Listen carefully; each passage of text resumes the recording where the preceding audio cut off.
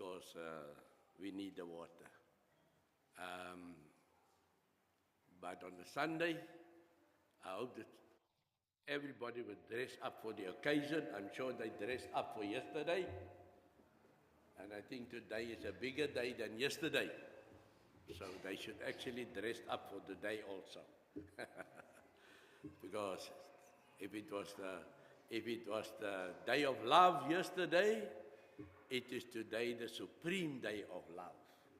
Because Christ died on the cross of Calvary to set us free from sin, all because of love.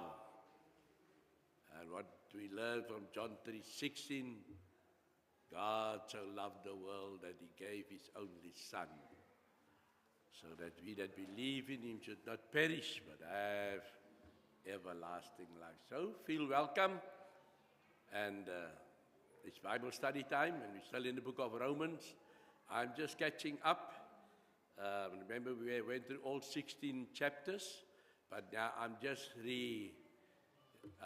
visiting some of the highlights of the book that we found was interesting. So let's go to our Father in prayer, ask for his blessings on our gathering here this morning. Heavenly Father, we give you thanks for this blissful day. Lord, we can only but say you are a Father indeed, because you take care of each one of us. And this morning, once again, words fail us to express deeply our thankfulness towards you.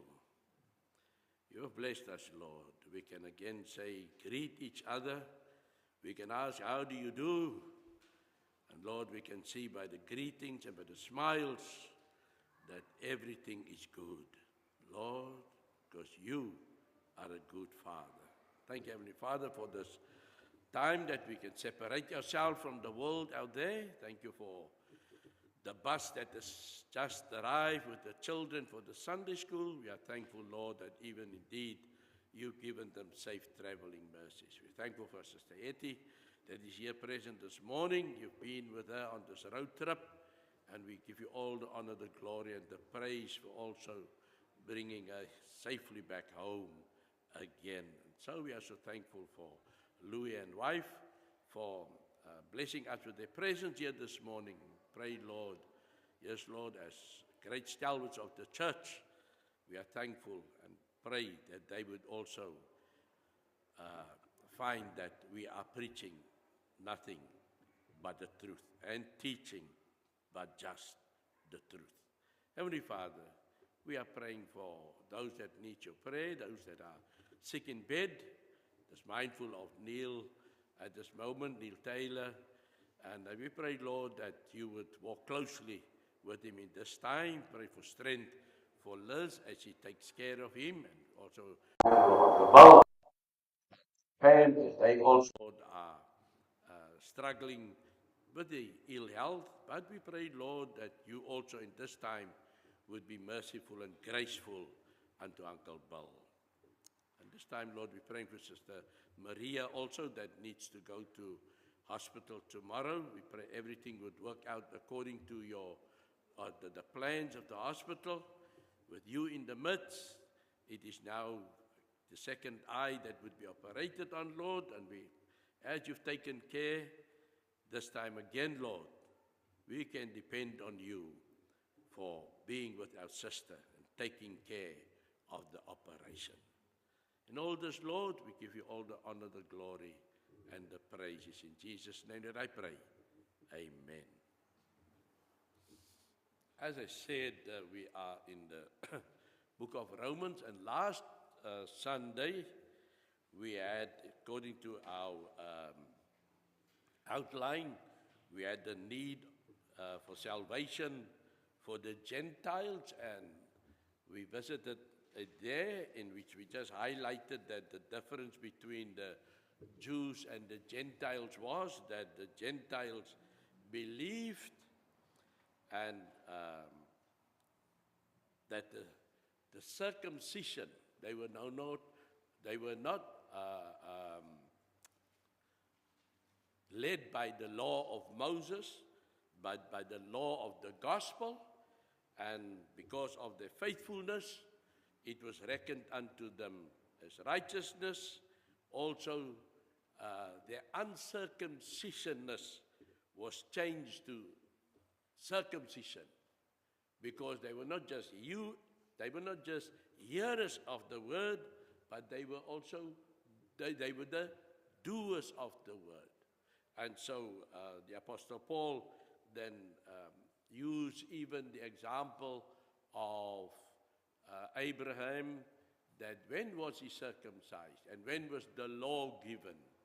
And we can see that he was circumcised before the law was given. And so he wants to bring a correlation between the law and obedience, and then that Abram is the example of obedience, and therefore obedience, circumcision goes together, and the law came afterwards. And so he says, so to say, it's not necessary that the Gentiles need to conform to the law, but they need to conform to the gospel, because they were received the word after the crucifixion, and after the crucifixion and the death and the resurrection of Christ, he became a new plan of salvation was done in the making. So for the Gentiles then, they were obedient, and God reckoned their obedience unto them as circumcision. Now this morning we are doing salvation, the need of salvation for the Jews, and that we find in chapter 2 of Romans, from verses 17 to chapter 3 and verses 8. So we're going to do some reading this morning so that we get up to speed. So as we look at Romans chapter 2, reading from verses 17, it says, But if you bear the name Jew and rely upon the law and boast in God and know His will and approve the things that are essential, being instructed out of the law, and are confident that you yourself, as a guide for the blind, a light to those who are in darkness. Let us just read until this before we look at all the negative side which the Apostle Paul is raising here concerning the Jews. We start off, but he says in verses 17 of chapter 2, he says, But if you bear the name Jew. So from there we can see that he is addressing full square the Jewish nation. And we are going to read the claims of the Jewish nation. Remember, the Gentiles, they were, as on the day of Pentecost, where the Apostle Peter was preaching, he said that they were, according to Joel, the prophecy of Joel, they were afar off, but they have been brought near. And that is all because of the death on the cross of Calvary by Jesus our Lord and Savior. Now, everything changed when the Apostle Paul left Jerusalem and to go on his, I think he was actually in Antioch when they received the call that they need to do the missionary journey in Acts chapter 13. And he actually traveled amongst the Greek-speaking nations. We must remember that at that time the environment, the political scope and everything was, if we go to the book of Daniel, Babylon, Persia, the Greeks, and then Rome. When the Greeks took over, they sort of Hellenized the world. And just as we have the English language today, that you can go to any part of the world today and you use the English language, people understand you. If I use Afrikaans, many people will not understand what I'm saying, and so English is what we call the communicative language, and Greek was then also the communicative language. That is all to do with Alexander the Great, that he Hellenized the world in that time. So the Apostle Paul, he was well versed, and he left, and the first starts what he did was mostly in the Greek-speaking world. So he went to the Gentiles. For that cause he was chosen. And as I say, but the Jews themselves, we're going to find out now, they, in a way, if I must put it like that, there is some form of jealousy amongst the Jewish nation, because they are headstrong on the law, and they're looking at these Gentiles, which was, they scoffed at, and now they are part of the worshiping team, and they feel something is drastically wrong. And where did everything go wrong? Or where did we lose the plot? Now we read in these verses that we're going to read now, we're going to read where they lost the plot. Because this is the Apostle Paul identifying to them, okay, I'm going to address you on your own platform, the law. Let's see what the law says. That's why I say, and I can start again. But if you bear the name Jew and rely upon the law and boast in God, huh? What is their boasting? We are the chosen people. God did everything in His power, and He carried us, and all these things, they will highlight God's name, because when it suits them, and when they want to boast about God, how true God is towards His people, and so. Now he says here, and they boast on the law, and he says, and know His will. Yeah, they boast, we know what is God's will. But now today, we looking back, can say, correction. They did not know completely the will of God. They were, as a matter of fact, if I have to put it like this, the what we will call in Afrikaans, the oppervlakkige dinge. Only the artificial. Oh, Benny, you've got another word for oppervlakkig? Superficial. Ah, all right, those that is above ground. Oppervlakkig, it was op die grond. Ne? So, those that is above ground, those that is literal, you can see it and understand it. Sabbath day. Oh, it's the seventh day. That's the day of this, and that's the day of this, and that. Pentecost, yes, we know what is Pentecost. The day of feast, yes, we know. All these things they knew. They knew it by heart. They had to know it by heart. We go to Deuteronomy chapter 6, we can see why they would know. But there were more than that. And if we go further in the Romans, and we can see how Paul said, you failed. And we can see it even here, where they failed, where they had to shine, where they had to let the people around them see what was the duty of the Jewish nation. Now he says here, and know His will. Only those, as I say, that were superficial. And approve the things that are essential. Approve the things, yes, they would say, yes, we need all male be higher, is it 18 or 20, they need to worship or attend these 3 feasts during the year. Being instructed out of the law. Yes, number one, they put the law first and foremost. And are confident that you yourself are a guide to the blind. That's so to say, were they guides to the blind?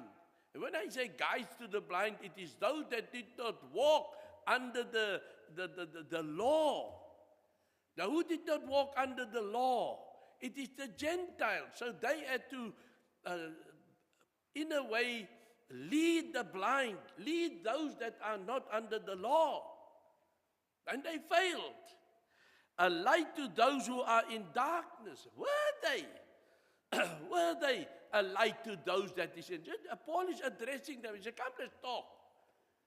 Let us get a level ground. He says, a corrector of the foolish. Those the foolish is the idol worshippers, baby. You see? How would they, if we go back, we can go to Elijah as he was daring the prophets of Baal. And so, well, today we are going to see who worshipped the true God. Now, that was what we can say a corrector of the foolish. He did his part. But what impact did it really have? Well, maybe it just boosted the Jewish nation that they says, well, now you can see that we are worshiping the true God. But it does not stop there. It needs to be exclaimed. It needs to go from them to the next person, which is not a Jew. Because they are, as he says here, are you not yourself a guide to the blind, a light to those that are in darkness, a corrector of the foolish, a teacher of the immature? Now, even all these words which the Apostle Paul is using here, it's even a bearing on us today, that there are so much today that it's also foolish, that are walking in darkness and are immature. And we as the church need to go and teach them. Having in the law the embodiment of the knowledge and of the truth. The law consists of God's wisdom. They need not to have stand ashamed of the law. They could have taken it and challenged everyone on planet Earth. And that is what the Apostle Paul is addressing. You, therefore, he's addressing the Jewish nation, you, therefore, who teach another, do you not teach yourself? We here as the church, we've got a lot to teach other people. But as soon as we teach others, we're making ourselves aware that we need to, Paul would say, how can I be one teaching and I myself become a castaway? I do the things that I'm teaching someone, you should not steal, that I don't steal on this side. And that's what he's saying to the Jews. He's saying, do you not teach yourselves? What was the rule? They had the temple before they went into exile. When they went into exile, there was no temple. The temple was destroyed by Nebuchadnezzar. And so they sat there, and as Psalm 137 would say, how shall we sing the Lord's song in a strange land? There they sat, and they decided and made up this. If we have 10 men in a community, then we gather, and from that 10 men, the synagogue came into being. And so everywhere in Babylon, where there's 10 Jewish men coming together, it's almost, it's got a reflection on the house churches, because they also got this kind of a policy. If there's 10 families, then and the 11th family come along, then that 11th family sort of needs to go and start off another house church, or they'll have to come to a kind of a rule how they would, but they're not going to be 11, because 11 is going to be 12, 13, 14, eventually you're going to have a church, need a church building. So as long as it's a house, then it's only occupied by 10 families. Oh, that's what the Jews did that time. Everywhere there was 10 men, synagogue, 10 men, synagogue. And so it spread throughout Babylon. And so they could teach each other, having in the Lord the embodiment of the knowledge and the truth. You therefore who teach another, do you not teach yourself? There they taught each other then in the synagogues. You who preach that one should not steal, do you steal? And Paul is actually scratching there and say, I'm touching something maybe here. When you see preach or teach, do not steal. Are you not part of that? Isn't that law talking about you also? And so tongue in the cheek today, isn't the Jewish a little bit got two pockets? When it comes to business, they're not that honest, if I have to put it like this. I remember as a kid when we was in Port Nolloth, and then we would say, tell my mother, well, it happened to, as what we did. I was one of them. We go to Mr. Sachs's shop. He was a Jew, only Jew in Port Nolloth. He had the shop, you see, they're in the business world. Then we look at the suitcases, not suitcases, school case. Those years we had the little brown case. I knew mine was blue because I picked it up. There was the only blue one. And everyone had brown. But that is, today it's satchels and backpacks and all those things. But then we go see, all right, let's in today's terms, I'm going to talk. Now we see there by Mr. Sachs that the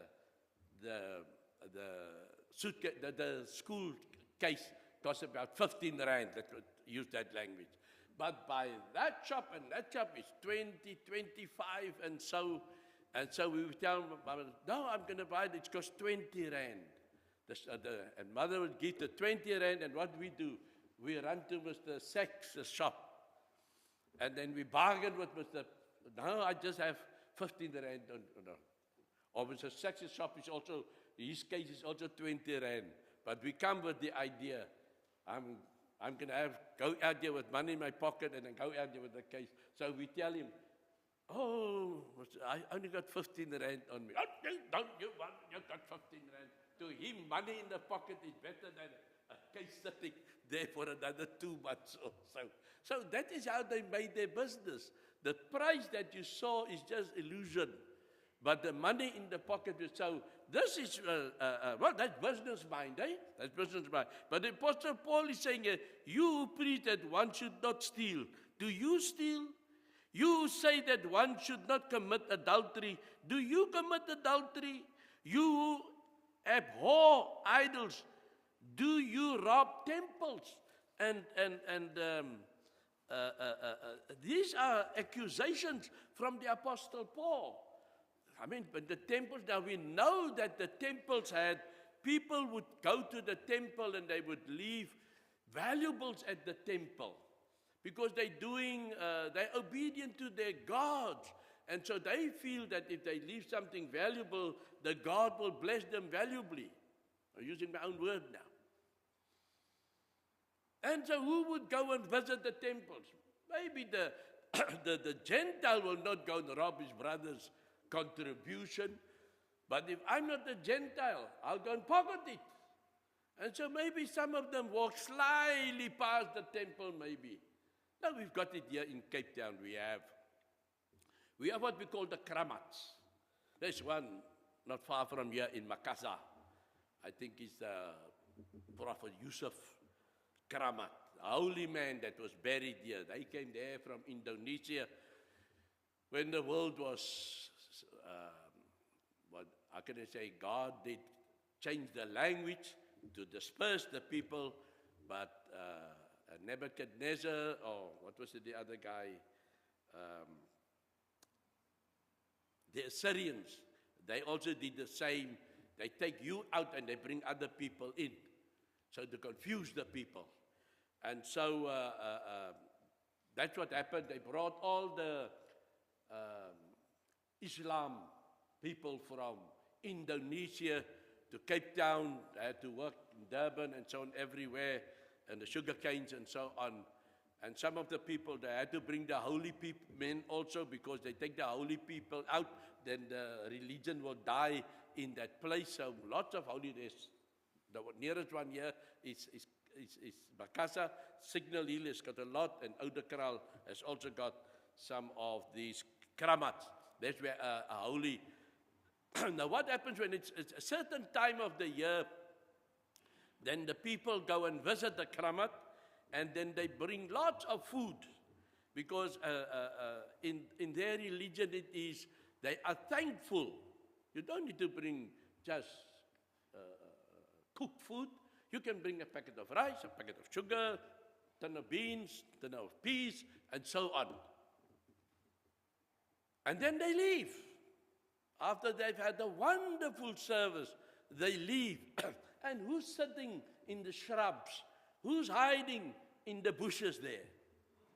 The non-Muslims. And so when everybody is said and gone, then they charge. And they go and help themselves to the food stuff that is. It's common practice. We know it even if you tell a Muslim what is actually. They say, no, that's none of our concern as long as we have given of our dues and thank the gods or Allah or whoever it is.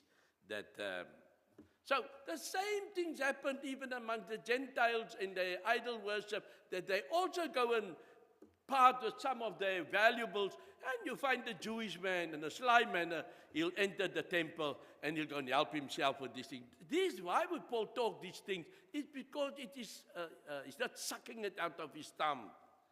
You boast in the law through your breaking the...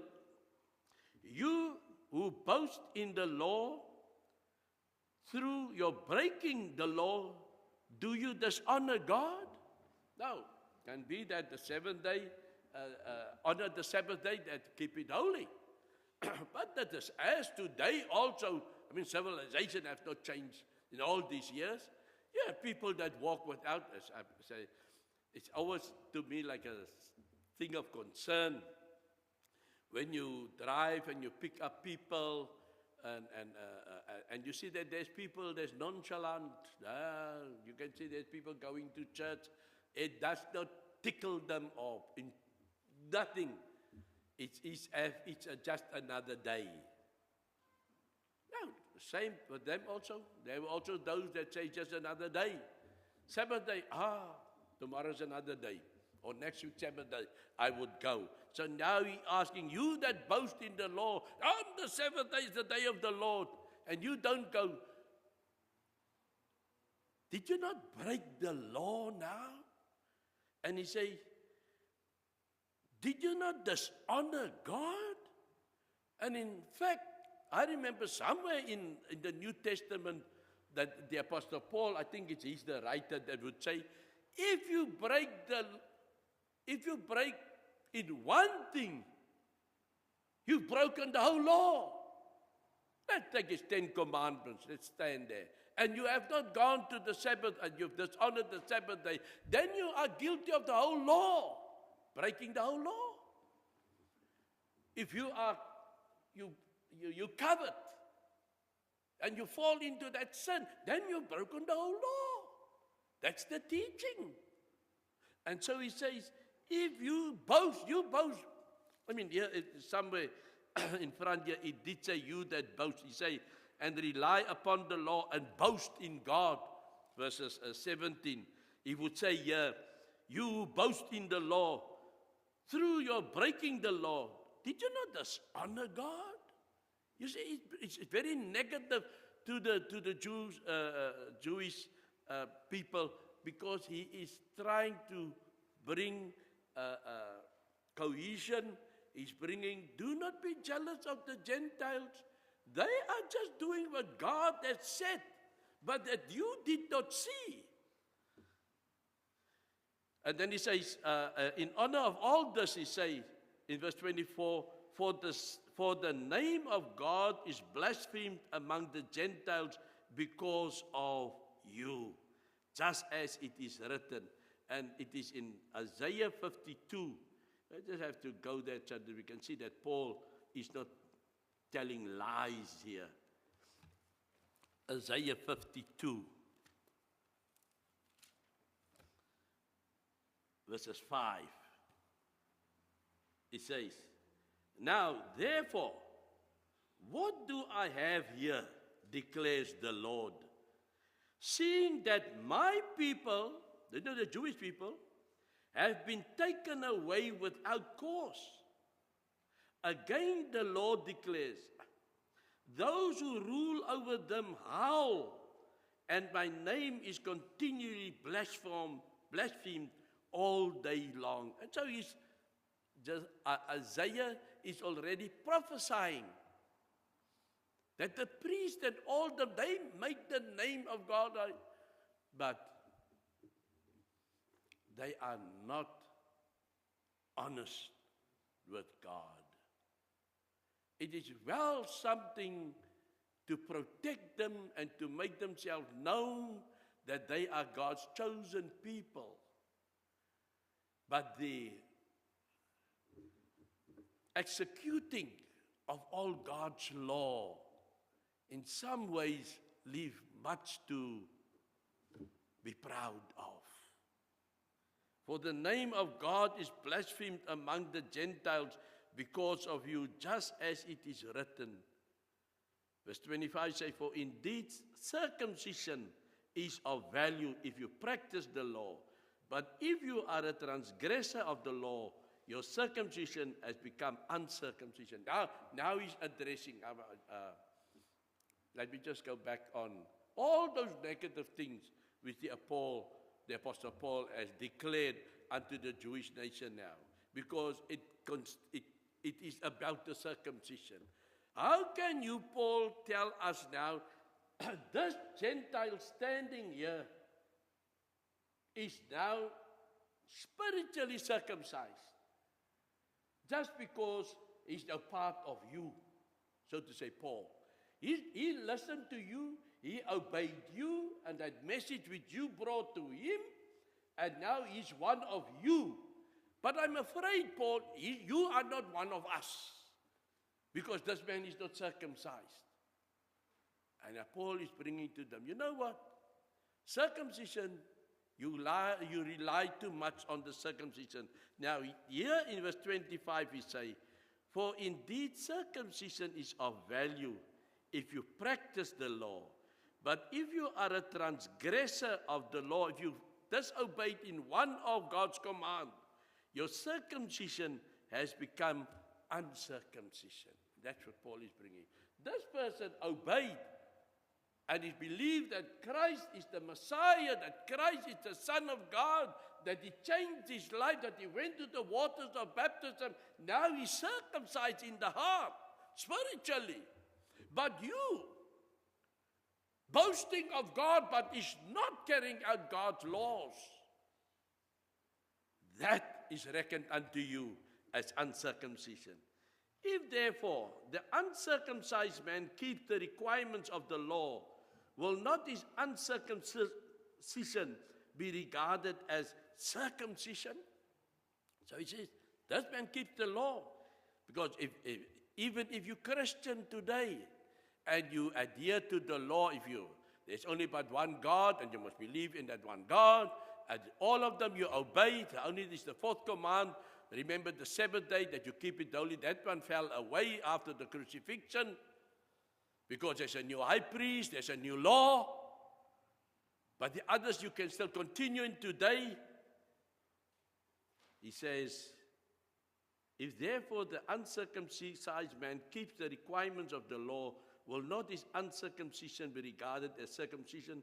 And will not he who is physically uncircumcised, if he keeps the law, will he not judge you who, through having the letter of the law and the circumcision, are a transgressor of the law? Now he's putting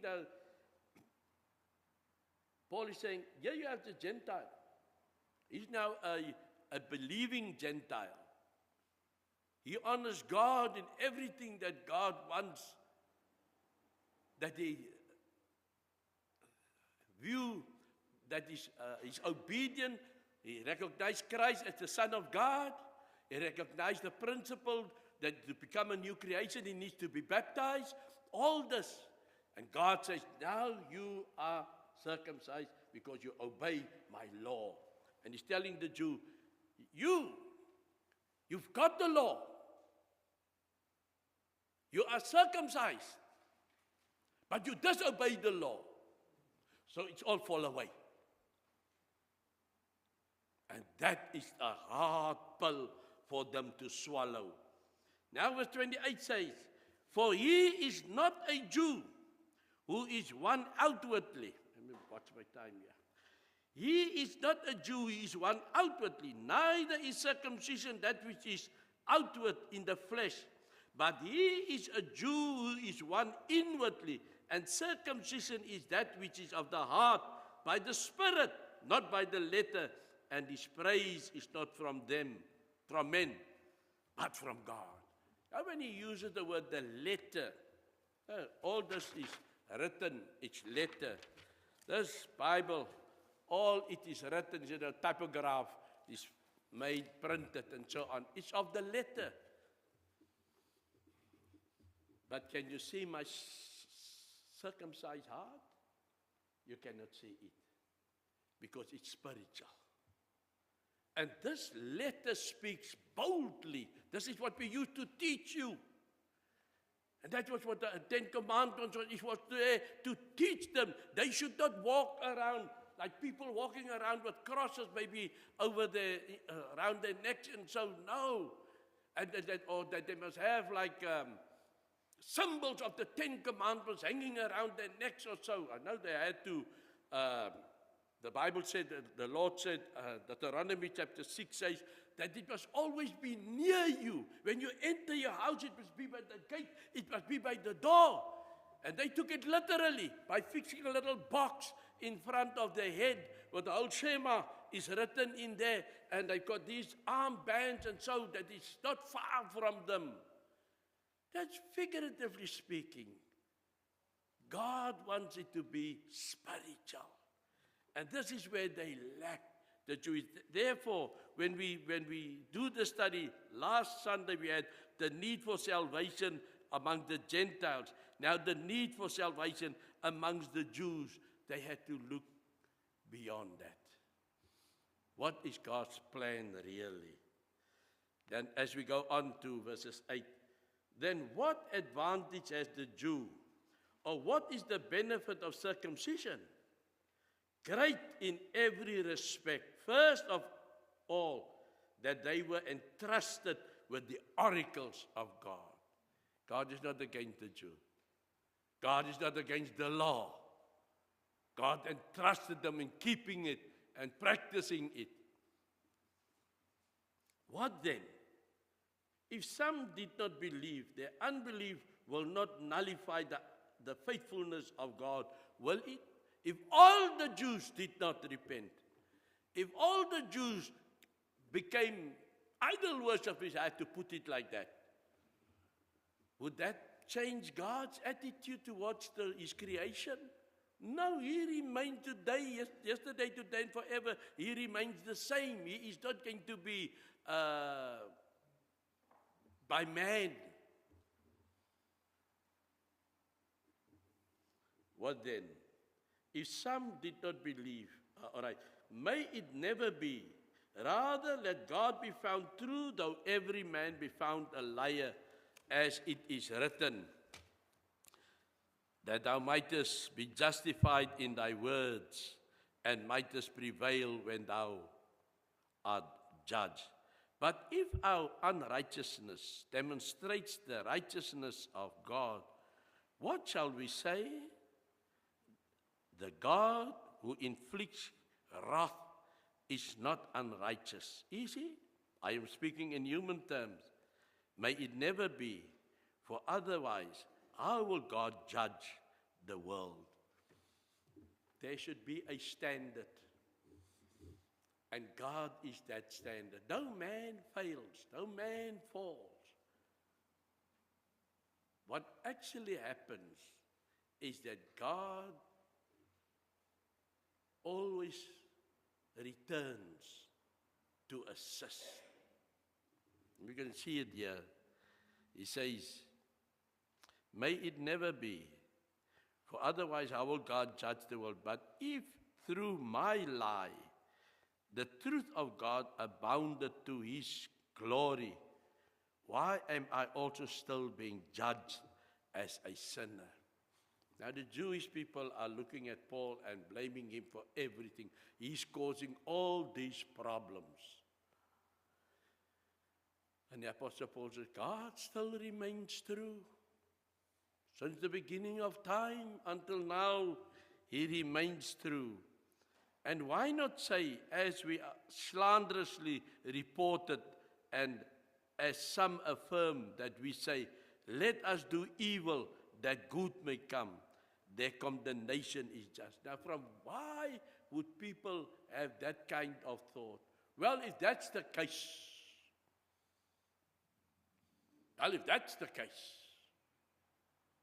then God still remains.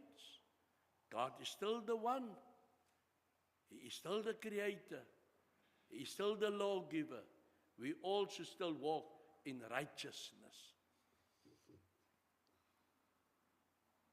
And then he says, let me see, where am I now? It's supposed to be 8. And why not say, as we are slanderous report of our day, and as some affirm, that we say, let us do evil, that good may come. What then? Are we better than they? Not at all, for we have already charged that both Jews and Greeks are all under sin. So even it applies throughout the whole realm of humankind. God is not making of the Jew more than making of the Gentile, or of us today. The same God, the same law, the same rules. And if we do not walk according to the rules, He will. I just want to get 26, as I made a mark about it. For the demonstration, I say, this is now that God is now also the, as I say here, the universal need for salvation. Let me just touch on this. My time is already gone. Verse 26, he says, all right, verse 23 says, for all have sinned and fall short of the glory of God. It says, sin is sin. Whether you Jew, whether you Gentile, whether any other kind, sin is sin. Then he says, verse 26, for the demonstration, I say, of his righteousness at the present time, that he might be just and the justifier of the one who hath faith in Jesus. Now, just for us to palate this, the just and the justifier. I've made this, I made a note of this. You say, a just judge, if you look at the judge that is now sitting on the bench, and you are now appear before him, and you are a sinner, a just judge will say, will send every sinner to hell, and then he would be doing his work. You've done wrong. There's a jail, there's a punishment. The law says you punished. That's a just judge. And here where he says, and the justifier of the one who has faith in Jesus, he says, a justifier, I declare a pardon. In other words, as the just judge says, I punish you to this and that. Then he also then says, but you're free to go. Someone has taken, he said, Christ then become the propitiator, because that's what he says here, that Christ has become our and whom God displayed publicly as a propitiation in his blood through faith. Christ became, in other words, he became what we call a substitute sacrifice. A just judge sentences you. A justifier says, but hold it, someone is taking your punishment. How would you feel at that moment to know you've just, your heart sank into your feet, and now the judge says, but there's somebody that's going to take your punishment. And that is what Christ is to us. In other words, all of us, all humankind needs to repent. All humankind needs to acknowledge God as the Creator. All humankind needs to submit to God and His law. May the Lord bless you. Next Sunday, Lord's willing, I will not be here. I will be up in the Gauteng area. In fact, I will be in Limpopo. I will not be here for 2 weeks, for 2 Sundays.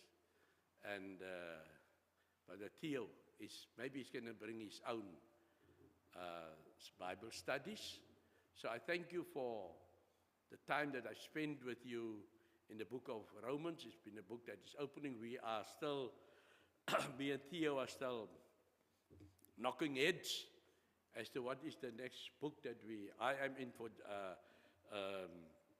for Isaiah.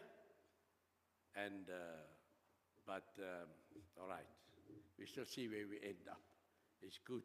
He's coming with his point, I'm coming with my point. So, Lord's willing, by March we will have a new book that we will be entering.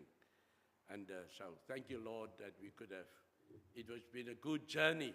The book of Romans really opened up to me so that I could see what is in there. The other book that I would like also to open up to me is the book of Isaiah. Let us go to our Father in prayer. Heavenly Father, we are so thankful that we could once again have used your words to enlighten us so that we can know what is the will of God. Thank you, Heavenly Father, for everyone that has always been so diligent to be taught the word of God. I pray, Lord, that this word would really be a lamp unto our feet and a light unto our pathway. Thank you, Lord, for everyone. I pray for the service that will continue after this, for the song leader, the one that will attend the table, and also the preacher, Lord. Keep them under your guidance. It's in Jesus' name that I pray.